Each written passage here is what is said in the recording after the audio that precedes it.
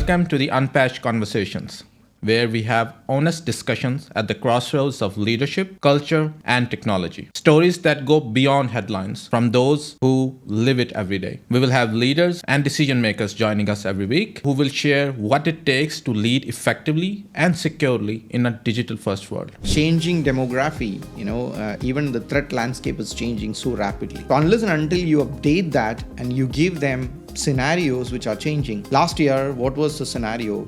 Maybe you talk about a DDoS attack, or we talk about something that has happened about a ransomware. This year is completely different, And if you are not aware about that, how are you going to protect?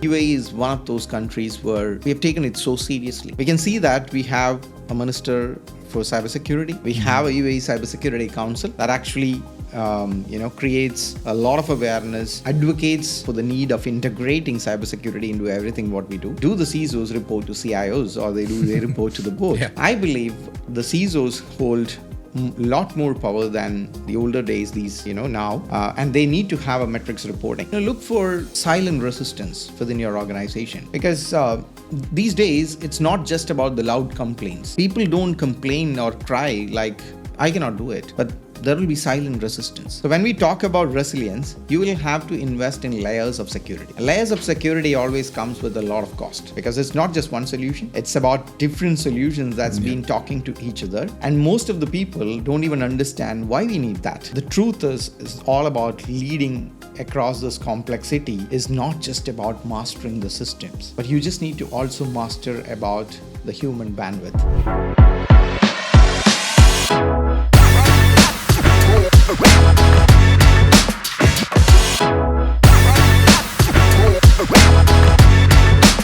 Today, we are joined by Mr. Jayakumar, who has been right at the center of large-scale transformations and who has seen it firsthand how technology and cybersecurity have evolved over the past 20 years.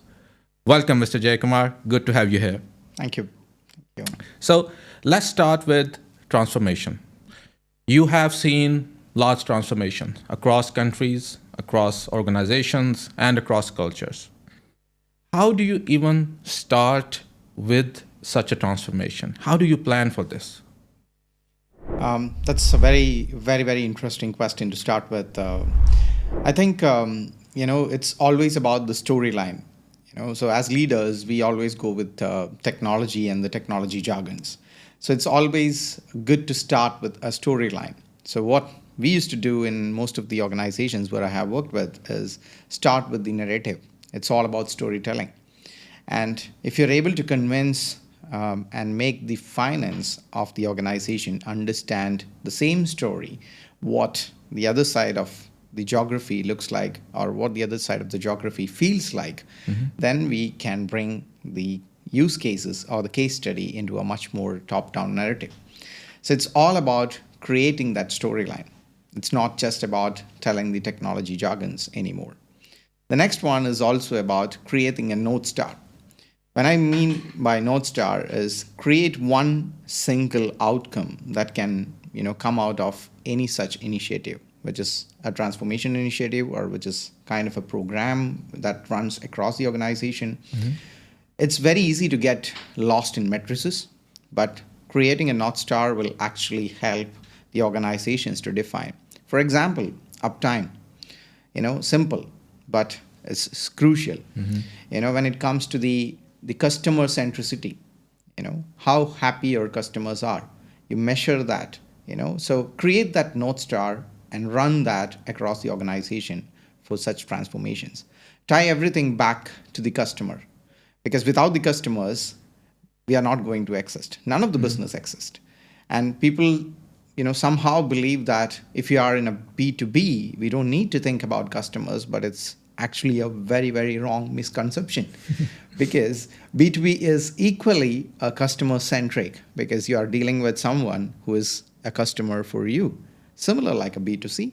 So if you start thinking in that angle, you're definitely going to make a huge difference.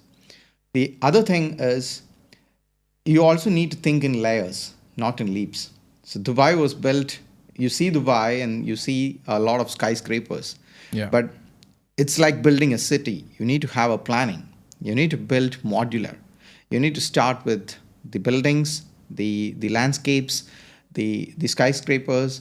Everything comes naturally integrated to that. It's not like just building, one at a time, where you build long-standing silos or towers like processes within your organization. That's not going to help the organization in any manner.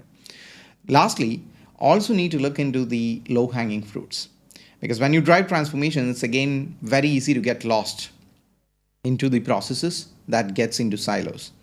If you're able to kind of identify the low-hanging fruits, and for example, we were actually revamping a CRM process in the organization, in one of the organizations where I was working.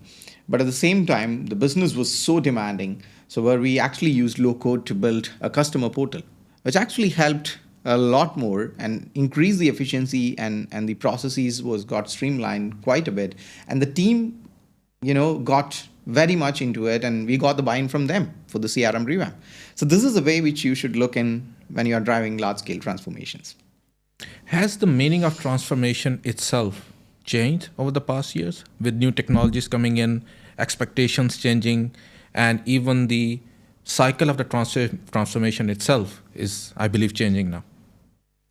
Yeah, obviously, you're absolutely right, because the word transformation itself, or digital transformation, I would say, has been, one of the most abused words, because every organization goes through that. But it's all about the mindset, people comes first.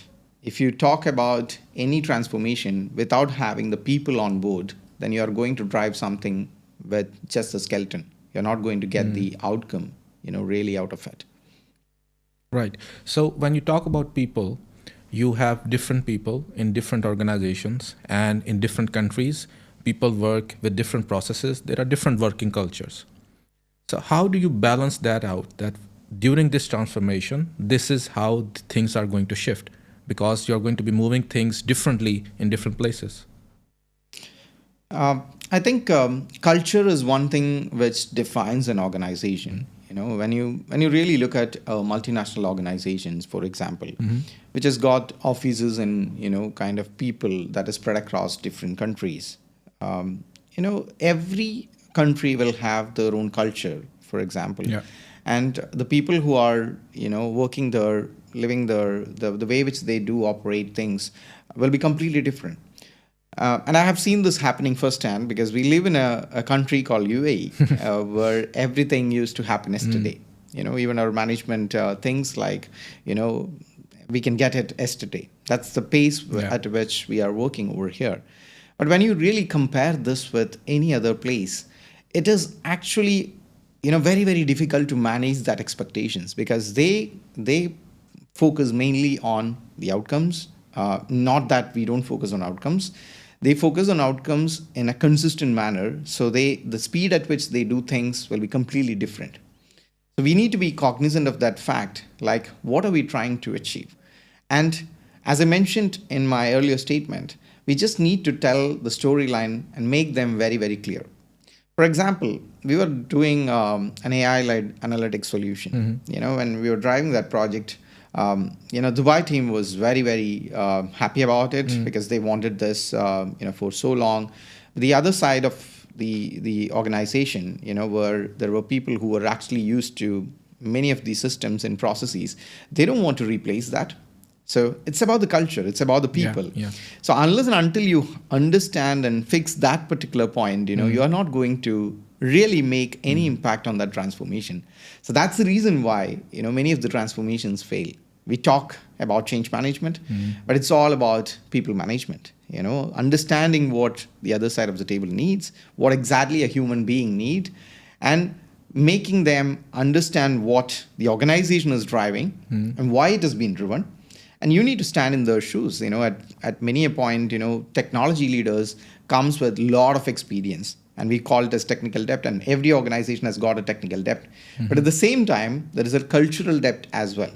So unless and until we fix that cultural depth, none of the transformation is going to be a successful one. Absolutely. And where does cybersecurity sit in this transformation journey? Is it something which comes much later, or is it something that needs to be embedded right from the start? I know maybe 10 years ago it was dealt differently, but is it changing now? It's another wonderful question. If I may put it this way, you need a seat belt and you also need a brake for your car. So cybersecurity is like the brakes. If you have it, it's giving you the confidence to move fast. So it's similar like that for organizations. Most of the organizations, in the earlier days, they used to have this, typical way of looking at cybersecurity as a department or a center that comes in and says that don't do it. But those times are over because we are living in an AI-enabled ecosystem where the threats and the hackers even use the AI to penetrate much more harder. And that's where the importance of having it by design is equally important. So when you are actually designing any new system or any new technology for your organization, keep that in mind that unless and until you live by that design of being secure, it's not going to happen. It's not going to happen just by finishing off the project or the program and then bringing in a CISO to evaluate that, because then you are going to spend a couple of millions more to redo a lot of work, which could have been avoided easily if you actually involve the security team right from the beginning. So to put it straight, I think those days are gone where we need to think cybersecurity as a cost center, because this is, we used to say that IT was a cost center. Yeah. Now everyone knows that without technology, we cannot do anything. And now it's the perception to integrate that into everything what we do, similar like IT, what we have done, we need to integrate the cybersecurity or any such technology that is coming in has to be integrated into the process what we do. So we have to live by that, and we need to integrate that right from the day one in terms of what we are designing. The awareness needs to be bought in. It has to be top down. The bottom line of the organization needs to understand that why we are doing it. There's a lot of awareness campaigns that is required. Because most of the people doesn't even understand why we are talking about this at the first place. So it's equally important that we drive this right from the beginning. Clear. Yeah. So have you ever gotten a response when going through these things that it's not broken, so why should we fix it? Especially when it comes to legacy systems or old systems, which are still running very fine, but then you need to replace them or upgrade them to make sure they comply to the latest regulations. You want to make sure that these are now secure. And if you are including cybersecurity right at the start of such transformations, how do you come over this resistance that is working totally fine, and if you change anything, it's going to disrupt it?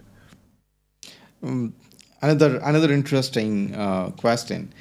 A legacy, for me, it's not a curse. It's a clue. Because it gives you a lot more, ideas in terms of where to head on. When you actually look at, the mainframes or those kind of technologies, what we had, there were a lot of, work that has gone in. A lot of people have worked really hard to build something for the organization. Yeah, absolutely.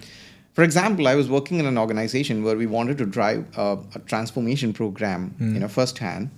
And this was done over a 25-year-old system, which was running perfectly fine, and the organization was making a lot of profits, so which means it is definitely going well. The only reason why the organizations these days are looking for a transformation or a new system to come in is mainly to understand how can we scale faster, how can we take decisions faster. So we need to look at the legal or the legacy systems as a clue where you will be able to understand how this was built, what is the information, what is lying there, what kind of information we need to, extract from that to build the systems, what we need to do, or what we need to transform. So it's equally important to look into that. And this is also important when it comes to those people who have developed those systems. Most of the time in organizations, just by the sake of transformation, a lot of people are just we ask people to let go. That's also not something which we should do, because that's the repository of information. They might have been living through the processes. They are the actual champions who have built those systems. So when you actually integrate that, we talk about integration in a nice manner within technology. So, but we forget when it comes to those integrations within the concept of people. So for me, technology is all about people. Without people, how much ever you have, or whatever transformation you want to bring, without getting the buy-in of your own people and your own organization, you're not going to reach anywhere. And it's fundamental. I'll tell you one more last example before we wrap up. The concept is, when you are driving a transformation program, the systems which you have can be wrapped up, or can be integrated with some APIs or microservices, and that can still do a lot more stuff, with your new system that is coming in. So that's the reason why I said in the first place that legacy is a clue. Right. You mentioned about UAE moving rapidly compared to a few other countries. And it is leading the way in a lot of transformations in a lot of technology sectors as well.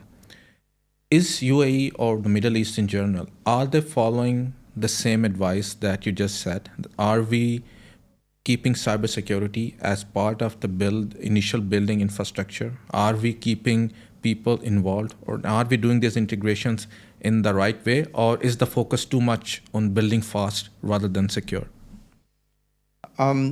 Again, if you think about the pace versus what we are doing right now, I think we don't replace a moving train, is it?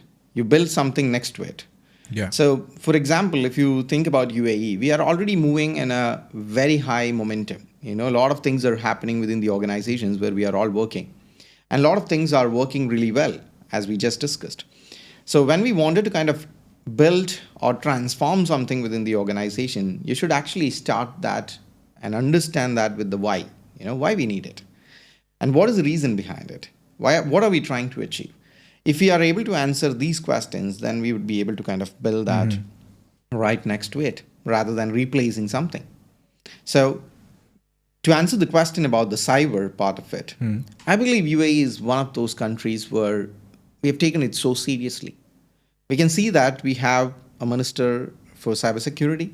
We have a UAE Cybersecurity Council that actually, creates a lot of awareness, advocates for the need of integrating cybersecurity into everything what we do.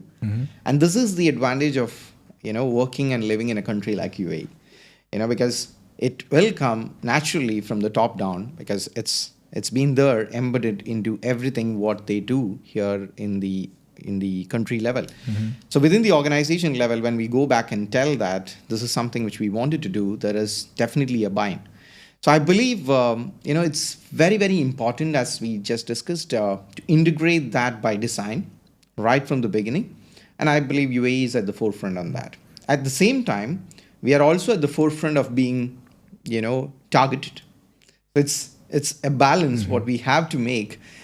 So the more we are, kind of be there in the limelight, because of the achievements what we have as a country.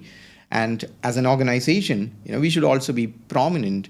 If we are prominent in the market, within the industry, what we are, so we should make 100% sure that our systems and processes are 100% secure, right? By design. Yeah, you're absolutely right. I think UAE is setting the example for a lot of countries by leading, especially from, there are a lot of initiatives going on, especially at the ministerial level, at the government level, that are setting the things up and making sure that organizations, they follow those and comply to those.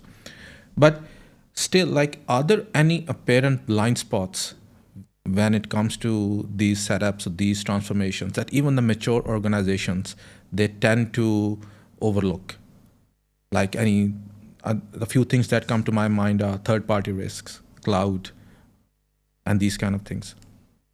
When you look at the blind spots, there are a lot, because we are also in the pressure of delivering so many things, within the organizations where we work with. Be it migration to cloud, as you rightly said, everybody wanted to kind of lift and shift, but it's not just about lift and shift. Those days, in the earlier days where organizations used to migrate everything And then they think about how can we make it secure. So again, going back into the rework, and we spent another couple of millions. For example, in one of the organizations where we worked, we were defining a cloud strategy, and our CISO was involved right from the day one. So again, this will be another question that will come up, when we discuss: do the CISOs report to CIOs, or do they report to the board? Yeah.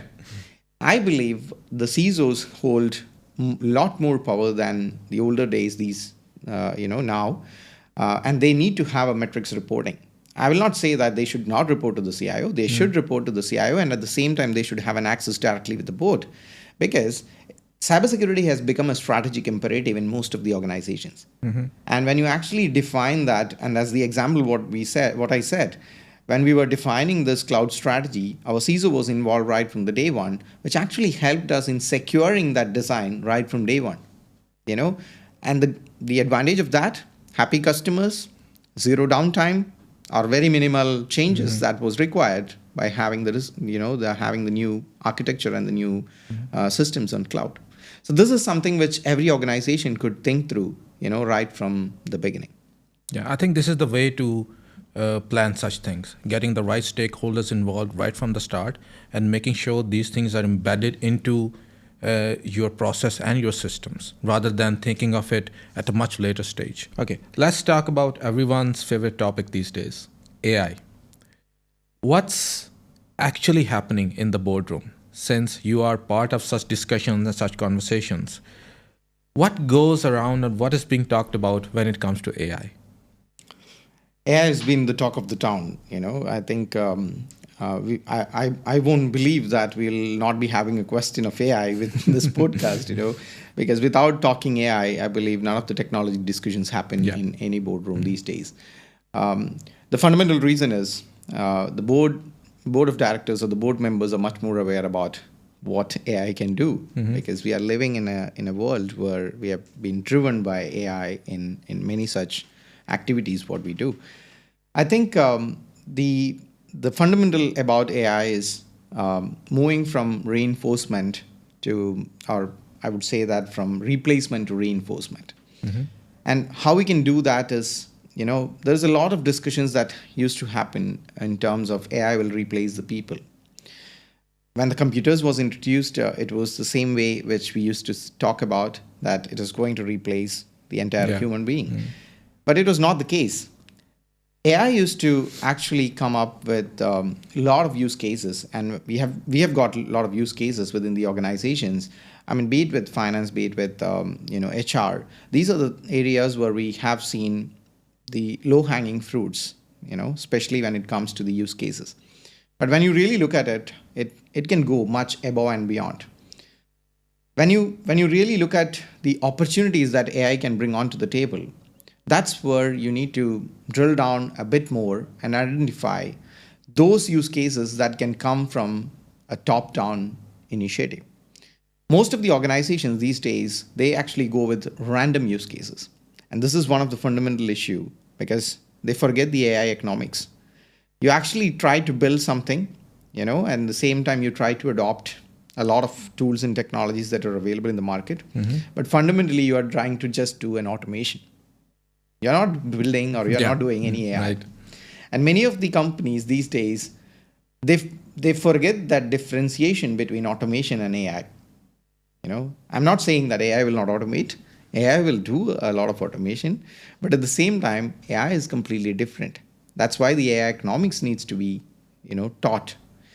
And this is something which we do as in our organization. Like, we have done a strategy workshop. When we do a strategy workshop, it has to be done with different layers, with different levels, where the right champions, right people has to be involved from the board level, from the director level, and also from the process champion level, where from every function, they need to be involved in identifying the use cases. They need to come up with the solutions as well, not just the problems. When they actually think about the solutions, then we could actually think about the tools that can actually help to build that solution for them. And this is something which is missing in most of the organizations, because they run behind certain tools, and they, in short period of time, they'll have multiple set of tools which cannot talk to each other. So if you don't have the right strategy, if you don't have, a plan in place, I believe bringing in so many tools will actually create more technical debt than it used to be in the organization. And we talk about sustainability. It's equally important that if we don't do it in a manner which is from an assessment phase, identifying the right solutions, identifying the right use cases, and build it step by step, will have a lot more technical depth, which actually leads into a sustainability problem as well within your organization, because these tools will not be sustainable and these solutions will not be sustainable. So this is something which is changing these days. I think gone are those days where organizations used to run behind everything which is available there in the market. Instead, do an introspection. What works for you may not work for us. There are classic examples of that. There are low-hanging fruits. There are options that are available by which you can use fundamental tools, by which you can fix the problem. But at the same time, it's equally important that you need to identify the right use cases and build a bolt-on system, along with that, which actually will drive the whole AI economics in a completely different manner. Do you still get these kind of responses that AI is going to replace my team, or AI is going to replace certain thing? We need to be very cautious about it. I don't think so. I think those days are over. Because these days, I was talking to a friend of mine, and he was showing me a PowerPoint presentation, which he actually presented it to his chairman. In that, he has created an org chart, and in the org chart, there are bots, there are AI agents, which are going to come in certain roles. And this is the change what we are talking about in most of the organizations. We may feel like a science fiction movie, but tomorrow we'll have a similar podcast like this between two AI agents. It's bound to happen. We are going to have a colleague who is going to be an AI agent. It's bound to happen. So all these kind of things are something which is there, or it's already existing within many of the multinational organizations, because they have pivoted it. They have done it a little early. And when you actually look and learn from them, I think there is a lot of things which we could do. And especially when it comes to the AI economics, which I was just mentioning, if you really look at the output, what we could bring, and versus the message which used to be there, like replacement of people, it's all about augmenting the people. So if we are able to kind of spread that message or create that awareness that it is here to augment you, then that is going to change the game. One example, I was once working in a manufacturing industry. Manufacturing industry is bound to be a little resistant when it comes to any of those technology transformations. And you talk about AI, then, they get really panicked, that this is going to take away my job.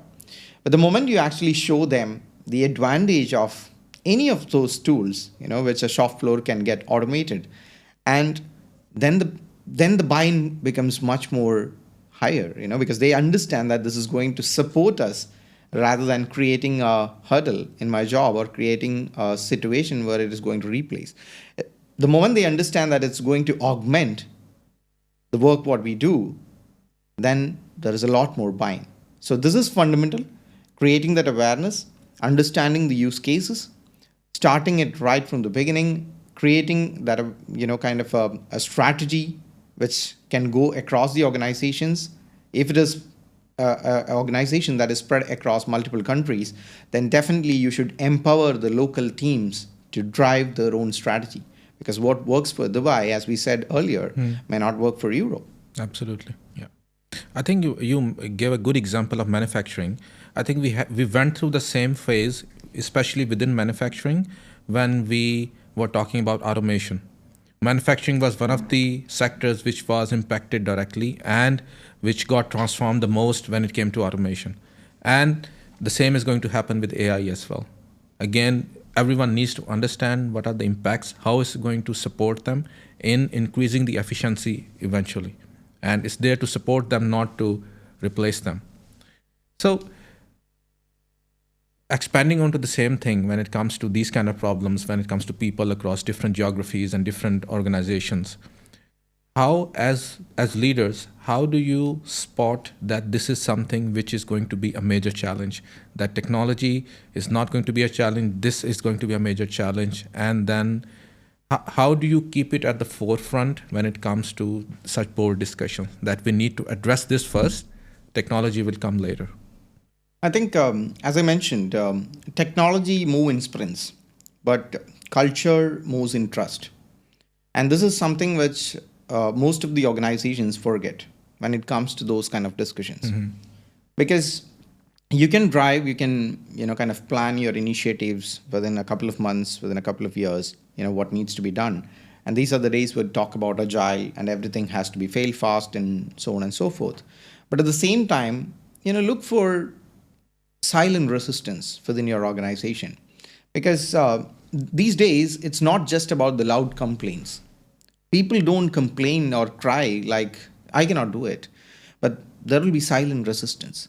If you are not able to address that, if you're not able to understand that what's directly happening on the shop floor, I'll just go back into the same example of the manufacturing industry, and to answer your question, just imagine a company that has got a shop floor here in Dubai as well as maybe in Europe. You cannot just walk onto the shop floor of Europe every day and understand what's happening there, because the culture is completely different. Yeah. You wanted to move here with a pace and they wanted to move with a different pace, and their problems would be completely different. Unless and until you understand what exactly is the issue that's happening there and bring them onto this table, you're not going to move ahead in the sprints. So the fundamental issue is all about that silent resistance that can come. People just ignoring the workflows, people just ignoring the processes, what as a part of transformation which the organization thrives. So you just need to look out for that and address that properly. Otherwise, as we usually say, culture eats strategy at the breakfast table. So this is something which every organization should look into. Right. You wrote a very interesting thought recently that low budget clients are most expensive ones. Can you elaborate a little bit more on that? And then I would like you to link that with cybersecurity itself, because within cybersecurity as well, like the cheapest fix turns out to be your costliest breach eventually. I think it just came, based on some of the recent experiences what we had, because many a times we as human beings tend to go with the cost, and I believe it's the same for any organization as well. Absolutely, yeah. When they look for any of those changes that bring in, obviously you will have a budget and you will unapologetically go ahead with investing. But at the same time, when you have two equal solutions that's coming up with one with a lesser budget and the other one with a higher budget, you naturally think about going with the lower one. But the low cost won't fix. It's an illusion. So you just need to think about the actual outcome that you need. So to answer your question more about cybersecurity, in many of the organizations where we have worked, and I'll tell you an actual example that happened. I'll not be quoting about the organization, but they were very reluctant to build something, which is a foolproof ecosystem. And cybersecurity is not just about defense, okay? It's all about resilience. So when we talk about resilience, you will have to invest in layers of security. And layers of security always comes with a lot of cost, because it's not just one solution. It's about different solutions that's been talking to each other. And most of the people don't even understand why we need that. If you already have this, then why we need this? So it's always a very, very tricky conversation that happens with the board, and a CISO or a CIO who is actually being responsible for the cybersecurity within the organizations. So you just need to articulate that and come up with, solutions that can actually work. Because leaders still don't see cybersecurity as a noun. They see it as a verb. So you just need to give them the storyline in terms of what needs to be there at what level to protect what. And then only they will be able to understand. Because most of these leaders, what I have seen is they talk about, I need email security. I need firewall, I need WAF, I need application security, But end of the day, it's all about security, is it? Why I need to spend on all of these areas? This will be the question. So if you actually create a scenario and an actual scenario where you talk about from start to end with a storyline, then point that out or highlight that with each of those areas why we need this at this particular gate. So each of them are like gates, which actually protects something or the other within the ecosystem. And that's the reason why we have to invest.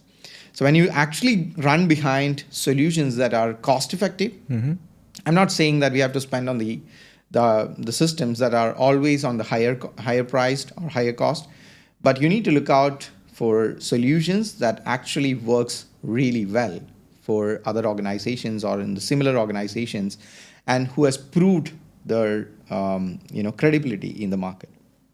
Because again, this is a changing ecosystem. There's a lot of changes that's happening with cybersecurity and AI at the same forefront for many organizations. So you just need to be careful in terms of selecting the tools and the technologies, and be very, very cognizant of that fact about the outcomes rather than the cost.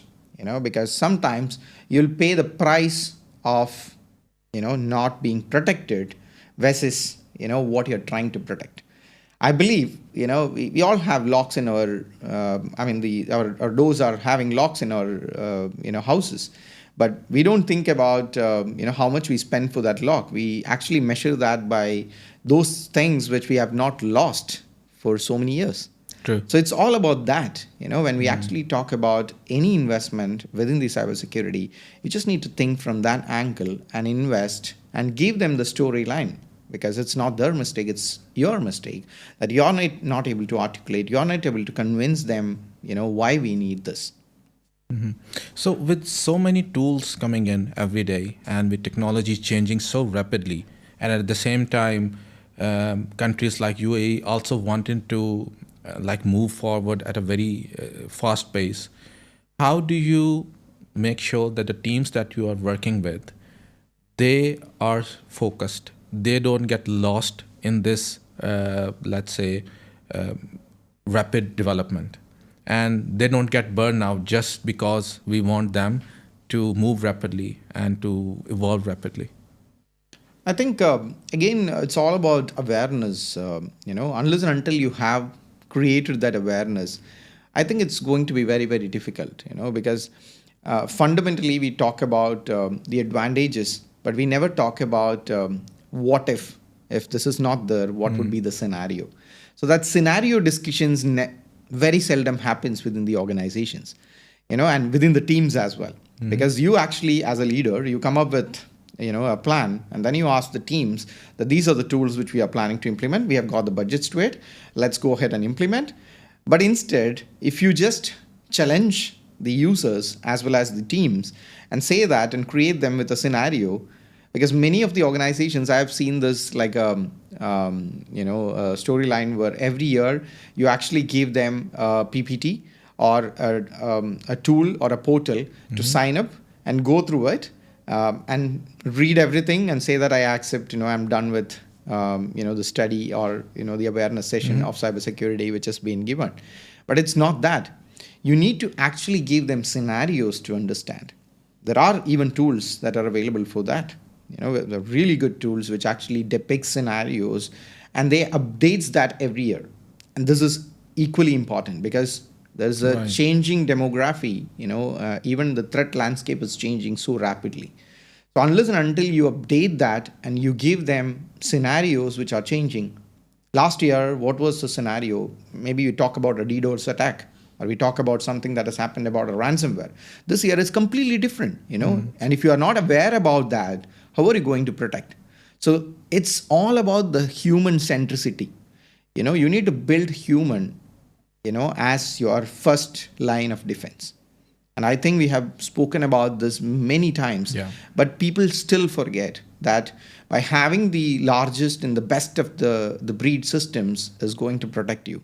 But one user just clicking on a phishing link or reusing their password is going to spoil everything what we have done. Absolutely. So bringing that human centricity ensuring that the team which we work on understands the need of it will actually solve this particular problem. Because then it's not about we telling them that you have to learn this.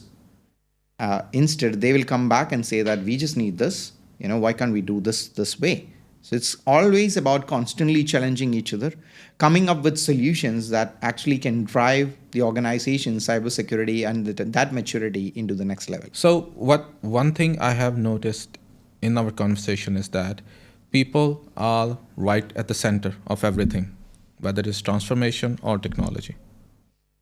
Yeah. I think we are living in a era where things are becoming more and more complex, or we assume that things are becoming more and more complex. While AI and cybersecurity and all these technologies are going to help us in some form and shape.